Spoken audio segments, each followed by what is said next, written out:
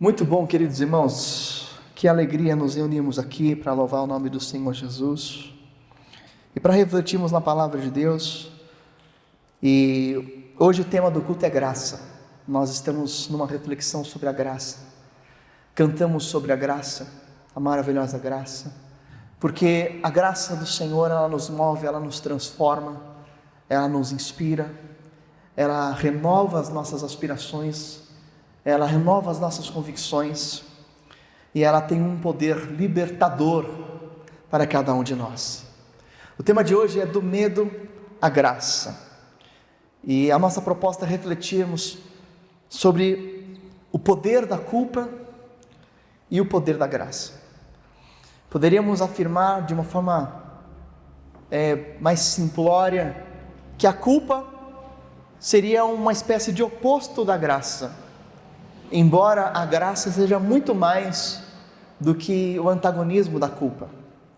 A graça é central na nossa mensagem, a graça é central na compreensão de quem Deus é, mas indivíduos que não vivem sobre a compreensão da graça, inevitavelmente carregarão culpa sobre si, e a culpa tem um poder terrível.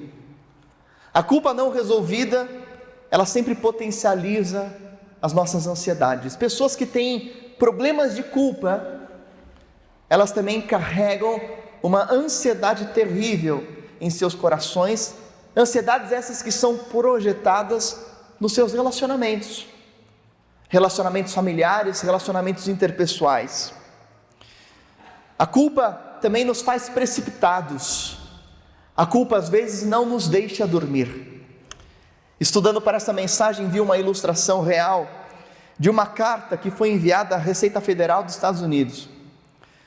E a carta dizia assim, endereçado, aos profissionais da Receita Federal: prezado Senhor, não tenho conseguido dormir porque no ano passado, quando eu preenchi a minha declaração do imposto de renda, deliberadamente declarei o valor errado da minha renda. O indivíduo não conseguia dormir porque ele tinha declarado de forma explícita, deliberada, intencional, o valor errado da renda, uma vez que há uma autotributação. Aqui no Brasil também.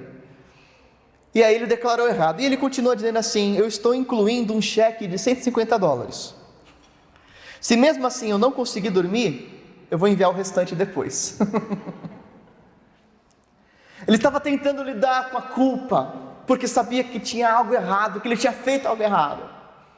Mas essa foi uma tentativa parcial de resolução de culpa, porque tentativas parciais de resolução da culpa nunca a resolvem plenamente.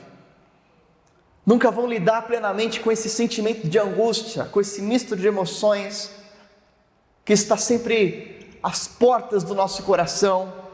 E se nós não tratarmos como deve ser tratado, se nós não encontrarmos a cura para essa culpa, esses sentimentos vão ser carregados até o túmulo. A culpa só pode ser plenamente resolvida com um poder transformador da graça.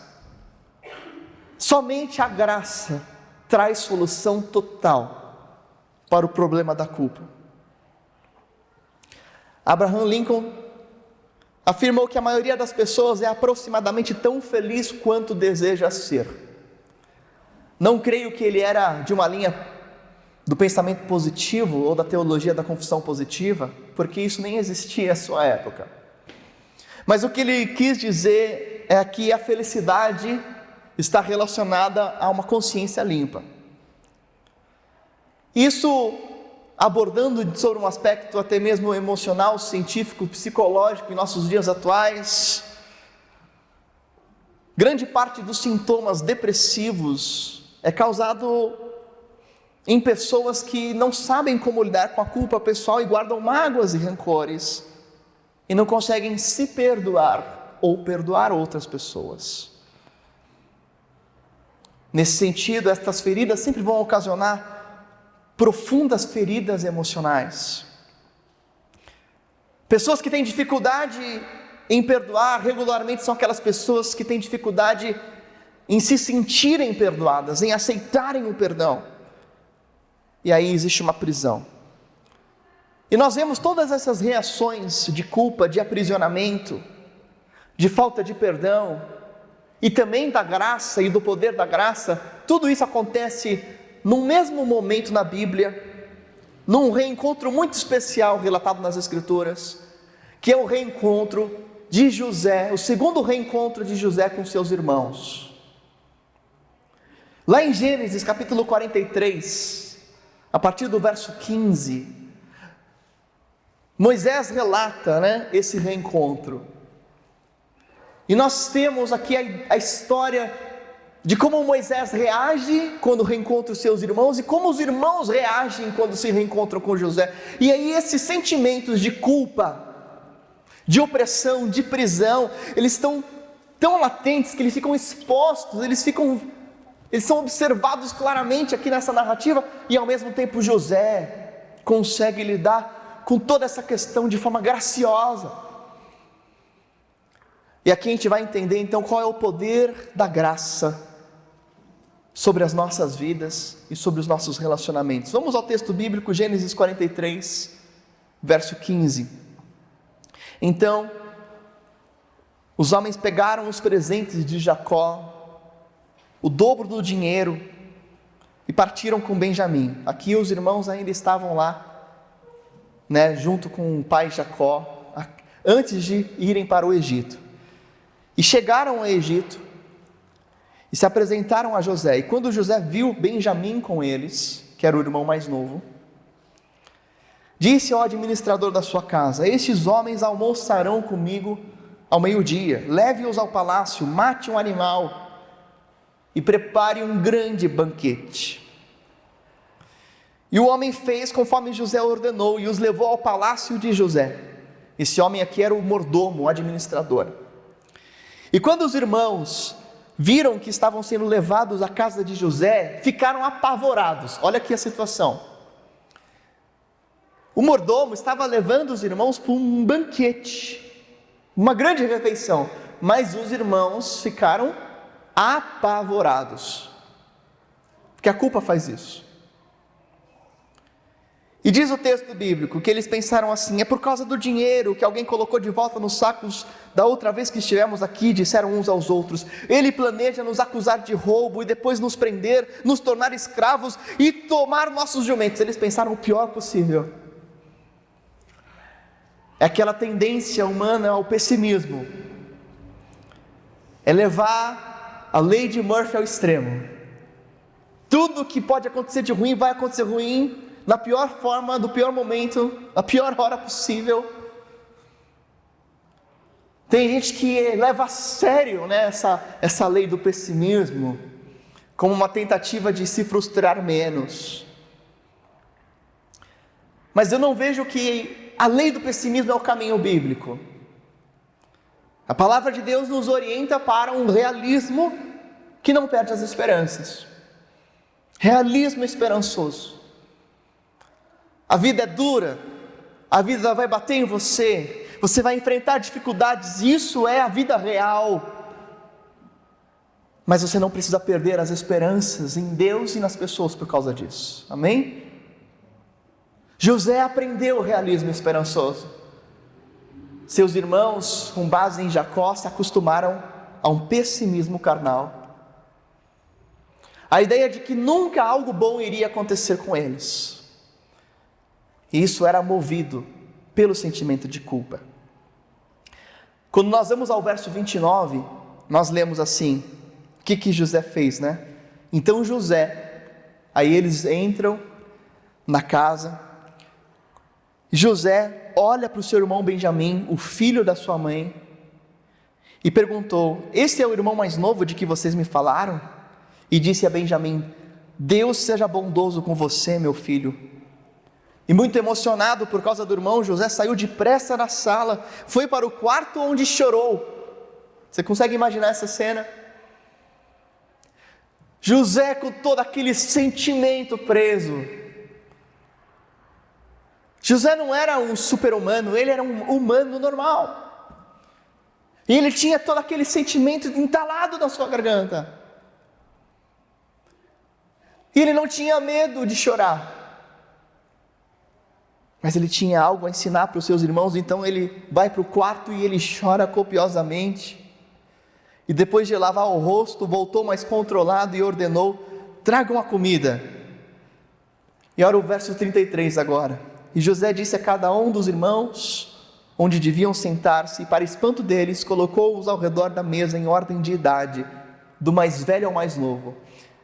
Aqui há uma probabilidade quase impossível de entre 12 pessoas aqui, 11 pessoas, você conseguir ordenar do mais velho para o mais novo exatamente na mesma ordem. Você tem infinitas probabilidades.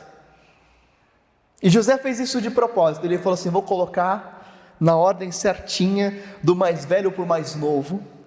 Mandou encher os pratos deles com comida da sua própria mesa e deram para Benjamim uma porção 5 vezes maior que a dos outros, e eles comeram e beberam à vontade com José. O que eu vejo nesse relato é o quanto a culpa potencializa o medo, e o quanto a culpa gera justificativas insuficientes, tentativas de explicar o que não precisa ser explicado, e o que não pode ser explicado, enquanto a graça multiplica a bênção, a misericórdia, e a nossa capacidade para o bem. Pessoas que foram agraciadas, elas gostam de abençoar outros. Pessoas que ainda não reconheceram e não entenderam a graça, elas precisam a todo tempo justificar os seus próprios acertos. Por isso que a culpa multiplica as justificativas desnecessárias. Mas a graça potencializa a nossa capacidade para abençoar. O caminho para lidarmos plenamente com a culpa é a graça. Então, vejamos alguns resultados da vida de alguém que caminha na perspectiva da graça de Deus. E o primeiro resultado é que na graça de Deus, pessoas são naturalmente inspiradas. Nas últimas reflexões bíblicas que estamos aqui trabalhando juntos, nos pequenos grupos multiplicadores, nas nossas mensagens, nos cultos de domingo, a gente tem aprendido que a graça é o caminho da inspiração, porque a imposição nunca foi a proposta de Deus. A imposição gera oposição. A inspiração gera convicção. Então você quer que alguém se oponha a você? Imponha algo a ele. A imposição gera oposição. O caminho de Deus sempre foi a inspiração. Inspiração esta que parte do relacionamento. Amarás ao Senhor teu Deus, amarás ao próximo. Está lá no Shema Israel, Deuteronômio 6. É a base da lei, inclusive, o amor. Amor é a base dos relacionamentos. A graça, nesse sentido, é como uma grande força motriz. A graça, ela muda as nossas convicções, os nossos desejos, as nossas motivações, e por isso a graça nos move. Quando a palavra de Deus diz que no novo nascimento, que com a vinda do Espírito Santo de Jesus Cristo, o Senhor nos concede um novo coração. O novo coração é a ideia de ter novos propósitos, novos desejos, novos anseios, novas vontades. E de onde vêm essas novas vontades? Vem da inspiração da graça. Deus nos dá um novo coração porque mexe com os meus desejos, com as minhas vontades, com as minhas motivações. E é isso que é mais poderoso do que o medo. Isso é muito mais poderoso do que a imposição. É a motivação sendo desenvolvida. Os puritanos afirmavam que o cerne da adoração é a volição, não apenas a mera obediência isenta de prazer. Richard Baxter escreveu que a obediência repleta de tarefas, mas isenta de prazer, não é aceitável a Deus. Volição é vontade. Aonde e como Deus é adorado? Quando você deseja adorá-lo. Não quando você o adora por obrigação. A vontade é onde Deus está trabalhando. Peça a Deus que nos dê o querer e o efetuar, segundo a sua vontade. Querer e efetuar. A graça é o que mexe nas nossas vontades. Mas a culpa, ela retira as nossas vontades. A culpa gera paralisação, ou conduz à imposição. A culpa gera o mau movimento, que é a imposição, ou a inércia, que é a omissão. A graça gera o bom movimento, que é a inspiração. Os irmãos de José jamais pensaram em associar a devolução do dinheiro que José tinha dado para eles com relação à graça abundante de Deus. José tinha devolvido o dinheiro para eles nos sacos que eles tinham pago pelos alimentos. Mas quando eles veem o dinheiro nos sacos, o que eles pensam? Eles pensam assim: Deus está nos punindo. Eles pensam assim: Deus está fazendo mal com a gente. Nós vamos ser presos, nós vamos nos tornar escravos. Eles não conseguiam associar a bênção de Deus com sua graça. Por que isso? Porque a culpa impedia isso. A culpa nos impede de ver a bênção de Deus. A culpa nos impede de ver a mão graciosa de Deus nas nossas vidas. Há um conceito na teologia chamado de graça comum, que é o favor de Deus imerecido sobre todos os seres humanos. Todos os seres humanos são favorecidos por Deus. Mas aquele que ainda não reconheceu essa graça eficaz do Senhor na vida dele, não consegue entender o quanto Deus é abençoador. Já o mordomo de José, que não era nem da família de José, que era um egípcio. Mordomo de José, provavelmente um homem egípcio, um homem criado na cultura egípcia, numa cultura politeísta, numa cultura que não entendia a graça. O mordomo de José, ele responde o seguinte, Gênesis 43, verso 23, fiquem tranquilos, disse o administrador, não tenham medo, o seu Deus, o Deus do seu pai foi quem lhes deu um tesouro em suas bagagens, porque a prata de vocês eu recebi. Então soltou Simeão, o levou à presença deles, e em seguida os levou à casa de José, deu-lhes água para lavarem os pés e forragem para os seus jumentos. Sabe quem é que tinha entendido a graça aqui dentre todas essas pessoas? Somente José e o seu mordomo. Porque a resposta do mordomo é fenomenal. O mordomo de José, um homem provavelmente egípcio, conhecia mais de Deus do que os próprios irmãos de José. Por quê? Conseguem imaginar por que isso aconteceu? Porque o mordomo convivia com José. Porque aquele homem trabalhava para José todos os dias. Porque aquele homem viu o que é ser movido pela graça, e a graça inspira. Amém? E a graça gera convicção. Os homens assustados, Deus está nos punindo. O mordomo com plena convicção teológica, Elohim, ele diz em hebraico, Elohim, o Deus dos seus pais, Ele os abençoou, Ele está dando esse tesouro para vocês. Ele não usa somente isso. Sabe o que esse mordomo diz para eles? Ele diz assim, Shalom. Aqueles irmãos não entendiam o conceito de Shalom, mas um egípcio ensina para eles a ter Shalom. Em hebraico, a palavra utilizada por ele é Shalom. E Shalom é muito mais do que paz. Shalom significa completo, bem-estar pleno, totalidade, segurança, saúde, bem-estar, prosperidade, sossego e contentamento. Aquele mordomo egípcio diz assim: estejam plenos, estejam em paz, estejam seguros. Shalom, algo que só Deus pode dar. Amém? O mordomo certamente foi inspirado por José.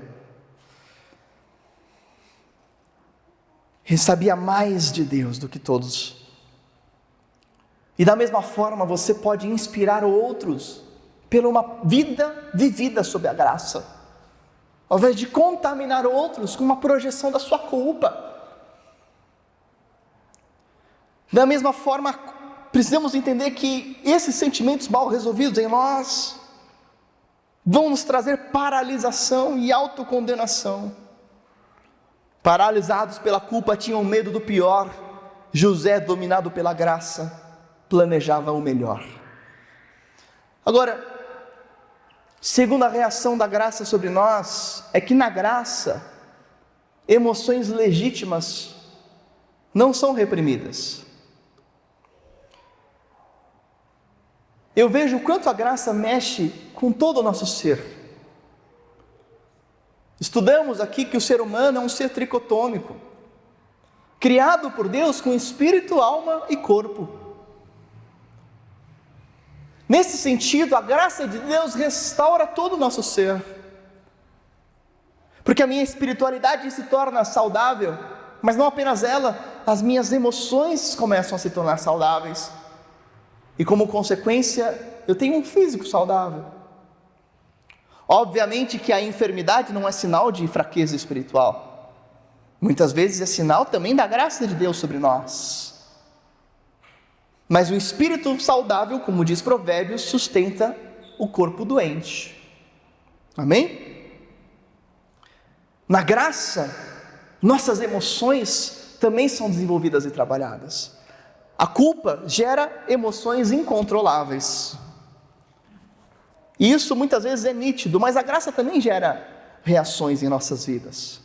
Paul Tournier tem um livro chamado Culpa e Graça, e ele escreve que não existe túmulo junto ao qual uma torrente de sentimentos culpados não assalte a mente.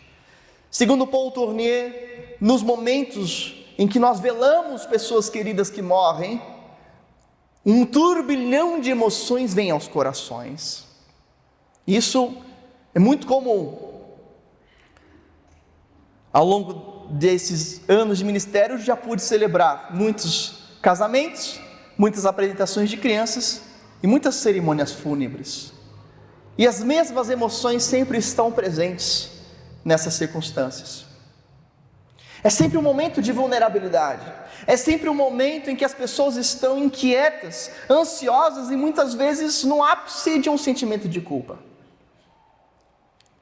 Isso inconscientemente é projetado em irritações contra os outros.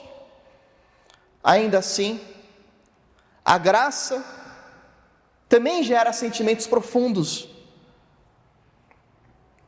mas não incontroláveis no sentido de nos levar ao pecado. A graça permite com que a pessoa não se reprima ao expressar as suas emoções, porque a graça não nega emoções, mas permite que sejam vividas de forma saudável. E é isso que eu vejo na postura de José. José, à semelhança de grandes heróis da fé, sentiu fortes emoções naquela ocasião. Vemos aqui em Gênesis 43, versos 29 e 31, que ele vai para o quarto e chora. Vocês conseguem imaginar José com todo aquele sentimento segurando por tantos anos? O que veio na mente de José naquela circunstância? Veio toda aquela situação de abandono, vieram todos os anos preso, todos os anos trabalhando forçosamente, veio aquela situação, e José se lembra, mas ele também se encontra e começa a se lembrar de quanto Deus foi bondoso com ele, gracioso com ele, ele não consegue segurar tudo aquilo, ele chora. Você já chorou na presença de Deus?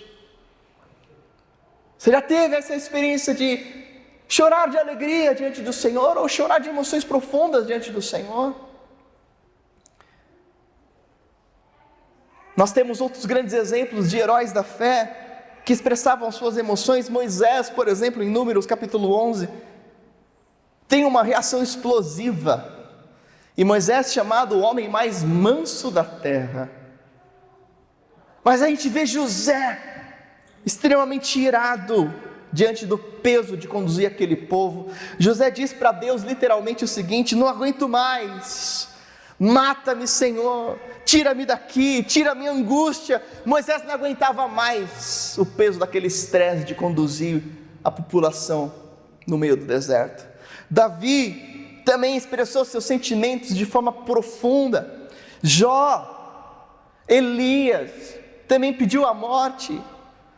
Explosões emocionais diante de situações difíceis. José era um homem grande e poderoso, mas também era um ser humano com emoções humanas. E porque ele era movido pela graça, ele tinha coragem de desviar-se do caminho do poder e chorar copiosamente. O que eu quero dizer com isso, meus irmãos, é que a graça nos dá o poder de não termos medo de aparecermos vulneráveis. A graça te dá o poder de vencer o orgulho que luta contra a vulnerabilidade. A gente tem medo de parecer vulnerável. A gente acredita que se a gente for sincero, e que se eu demonstrar a luta que eu estou passando, que os outros vão nos desconsiderar, ou que os outros vão nos achar inferiores. A verdade bíblica é que quanto mais honesto você for, mais as pessoas que realmente valem a pena vão te admirar, ou desejarão estar próximo de você. Quanto mais transparente nós formos. Agora, talvez muitos de nós possamos pensar assim: mas se eu for muito transparente vai dar ruim. Primeiro que a gente não pode confundir transparência com grosseria, né? Tem gente que fala assim: eu sou transparente, eu falo mesmo. Não, você não é transparente, você só é grosso. Segundo, que algumas pessoas pensarem assim: poxa, se eu for extremamente sincero quanto aos meus sentimentos, quanto aos meus problemas, quanto aos meus hábitos, às minhas más respostas, quanto aos meus maus relacionamentos, não há hipótese de eu admitir todas as coisas ruins da minha vida. Mas sabe, é justamente a falta de transparência, é justamente a falta de vulnerabilidade que nos faz ineficientes num mundo que a todo tempo projeta as falsidades de uma vida perfeita e sem problemas. A sociedade está cansada da falsidade e da perfeição.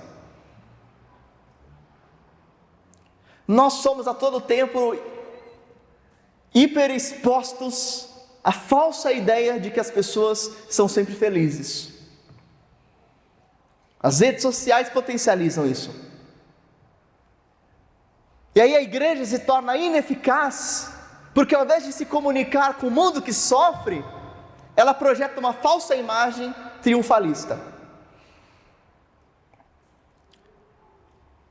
É necessário para nós como cristãos o equilíbrio saudável entre vulnerabilidade e transparência. O que é esse equilíbrio saudável entre vulnerabilidade e transparência? David Corfield escreve sobre isso. Ele diz assim, que apenas uma pessoa segura pode ser transparente e vulnerável de forma saudável. Porque sem essa segurança, normalmente a pessoa se fecha. Então pessoas inseguras se fecham, elas não se abrem. Mas se uma pessoa que não foi trabalhada na graça se abre, ela vai se abrir de forma doentia. Uma forma que chame atenção para si mesma, uma forma que use o sentimento para manipular as outras pessoas. Olha só, tem gente que é inseguro e por isso se fecha, tem gente que é inseguro e por isso se abre para manipular os outros nos seus sentimentos. Fala assim: ai, ninguém cuida de mim, porque vocês me abandonam, porque vocês não sabem o que eu fiz por vocês, porque você não sabe o quanto eu estou sofrendo. E ela não está se abrindo porque ela é segura, ela está se abrindo para gerar culpa em você, para manipular o outro. A graça, entendermos a graça, nos liberta desta insegurança. Os irmãos estão comigo? Amém?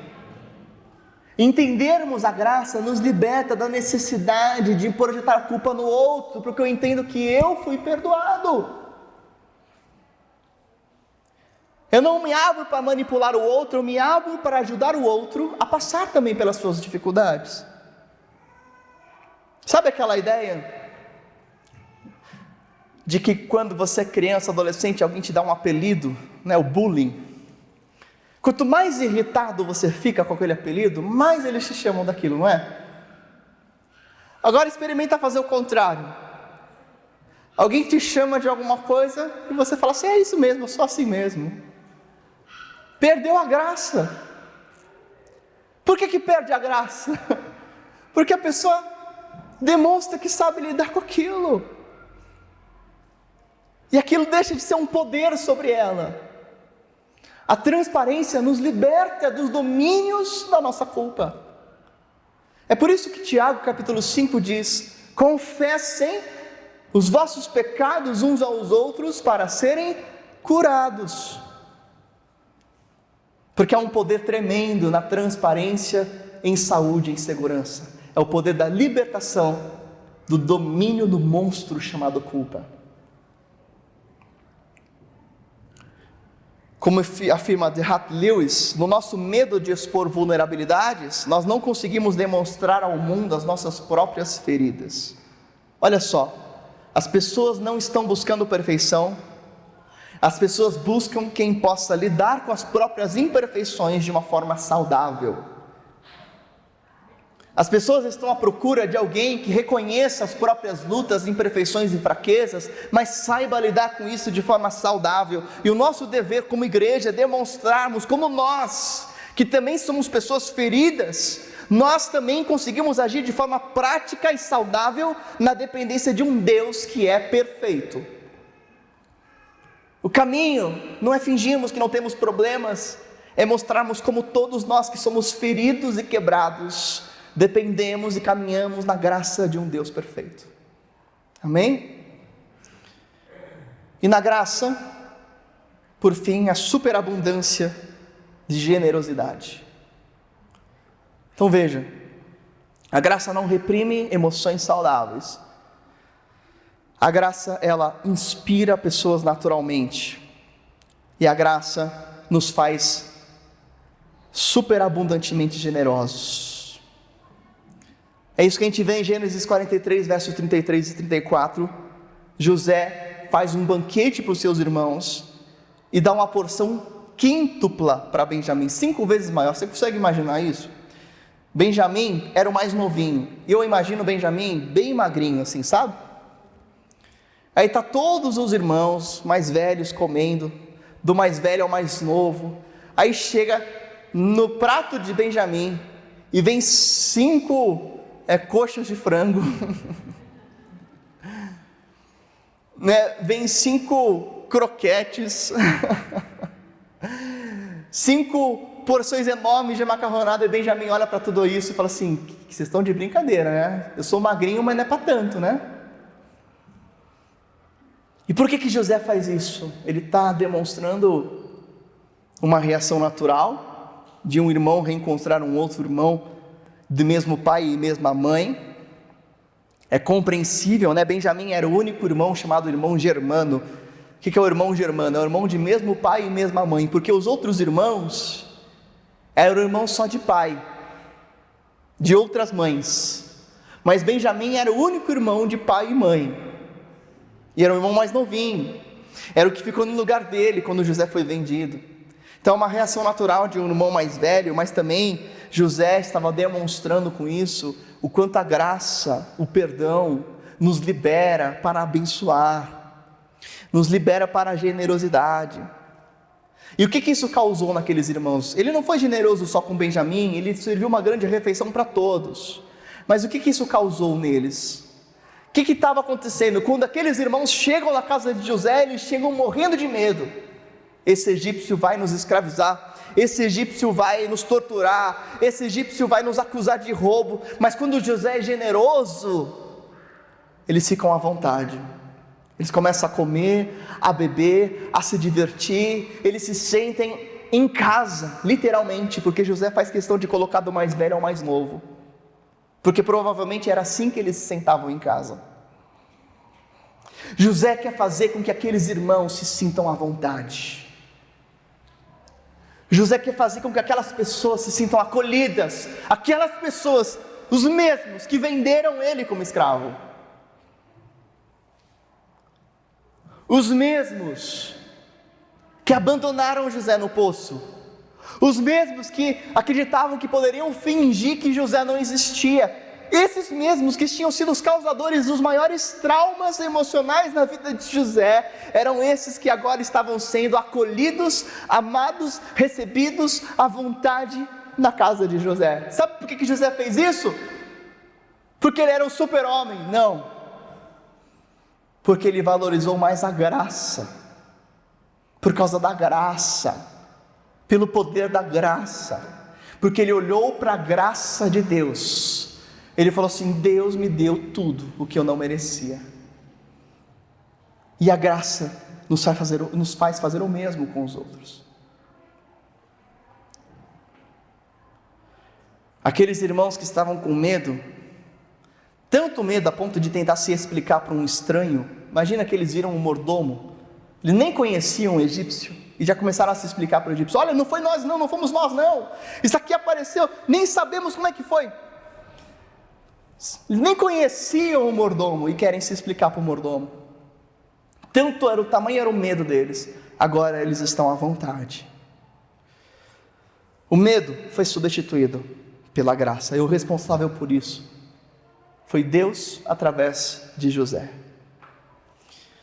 Da mesma forma, na nossa relação pessoal com Deus, em vez de condenados, nós somos perdoados. O mesmo que aconteceu, o José aqui representou, tipificou Cristo. Moisés estava exemplificando com a vida dele o que Jesus fez com cada um de nós. Em nossos próprios pecados somos condenados. Mas Jesus, Ele não olha para nós de acordo com o tamanho dos seus pecados. Jesus não olha para você de acordo com o quanta culpa você carrega, ou tudo que você fez errado. Jesus olha para nós com o intento de nos abençoar, de nos perdoar, de nos trazer salvação e perdão. E em vez de nós experimentarmos o castigo que nós merecemos, Jesus nos posiciona à mesa, onde nos é servido do alimento para comer. Aleluia por isso, né? A graça, ela é difícil de realmente acreditar nela. Ela é tão poderosa que uma pessoa que não reconheceu a Deus de verdade não acredita que isso pode ser possível. Dentro de qualquer outra religião, a graça não é compreendida. Dentro do islamismo, de outras vertentes heréticas do próprio cristianismo, a graça não existe. Como assim? Alguém que não merece, alguém que pecou, alguém que fez o mal, agora está sendo abençoado. Graça só existe em Cristo, e não nossa relação pessoal com Ele. É difícil de acreditar, porque a nossa mente humana não quer acreditar. Sabe por quê? Porque nós a todo tempo, na nossa pecaminosidade, nós queremos nos justificar perante Deus. A gente quer acreditar que no fundo a gente não é tão mal assim. A gente quer acreditar que no fundo a gente tem uma coisinha boa. A gente faz alguma coisinha boa, a gente se justifica para Deus. E a gente chega para Deus e Deus fala assim: ah, Deus, mas eu mereço. Deus, eu não sou tão mal assim. Deus, tu sabes que eu estou fazendo tua obra. Tu sabes que eu estou me dedicando. Tu sabes o que eu estou fazendo. E Deus olha para nossas tentativas frustradas de justificação, balança a cabeça e fala assim: meu filho, tudo o que você faz é nada perto do que eu faço para você. E nós todos, como os irmãos de José, queremos olhar para Deus e dizer: Deus, olha tudo que eu faço. Tentativas frustradas de legitimação.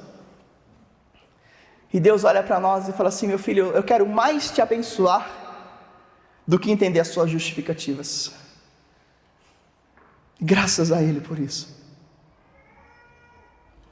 Deus não está se importando com as justificativas que você tem para dar. Quantas vezes a gente tenta negociar com Deus, mas Ele nem sequer considera como válida as nossas tentativas insuficientes de nos justificarmos. Ele nem menciona. No fundo, a gente quer amenizar a nossa culpa. No fundo, a gente quer lembrar das boas tentativas de acerto, mas Deus vai além de nos perdoar. Deus nos supre e nos concede presentes tão generosos que jamais poderíamos retribuir. Por isso, meus irmãos, mais do que o quanto você anseia por Deus, mais do que o quanto você quer Deus, saiba que Ele anseia ser gracioso com você. Ele quer ser mais gracioso com você do que você deseja estar com Ele. Isso é graça. Amém? Isso é graça. E a graça nos transforma. Quem vive nessa graça tem relacionamentos saudáveis. Quem vive nessa graça entende a si mesmo e não projeta a culpa sobre outros. Quem vive nessa graça é generoso com outros. Quem vive sobre essa perspectiva de graça não reprime as próprias emoções, mas inspira as pessoas que convivem com ele. A culpa paralisa, a graça movimenta para o bem. Pessoas não buscam perfeição, mas quem consiga lidar com as próprias imperfeições sob a perspectiva da graça. E a graça de Deus é eficaz e pode ser atuante na sua vida a partir de hoje. Se você hoje quer estender as mãos para segurar na graça de Deus, saiba que você só pode estender as suas mãos porque Ele está estendendo primeiro. Porque Ele estendeu. Porque o próprio fato de você o desejar é a ação graciosa dele. Deus te ama mais do que você deseja amá-lo. Mas Ele faz isso para que você o glorifique. Não porque você é mais importante do que Ele, mas porque reconhecendo a graça dEle, você começa a reconhecer que Ele é maior do que tudo. Amém? Ele é maior do que os teus problemas. Ele é maior do que os reinos, do que os tronos, do que as nações. Ele é maior do que as nossas culpas. Ele é maior do que as nossas frustrações ou desejos. Ele é o alvo, Ele é a razão de tudo. E sua graça pode nos levar a isso. O que eu quero perguntar para vocês hoje é: o quanto você está sendo movido pela graça? O que a graça está fazendo de forma prática na sua vida? A graça tem te conduzido a fazer algo, talvez algo difícil, por alguém? O quanto que a graça está impactando nas suas emoções? A graça consegue trabalhar a sua forma de se expressar, de lidar emocionalmente consigo mesmo e com o outro? O quanto a graça é operante sobre a sua vida a ponto de você reconhecer a mão de Deus sendo estendida ao seu coração? Estamos aqui hoje cultuando a Deus. Você que está online está cultuando a Deus por causa da graça. E que essa percepção seja diária, renovadora, inspiradora e prática em cada um de nós todos os dias.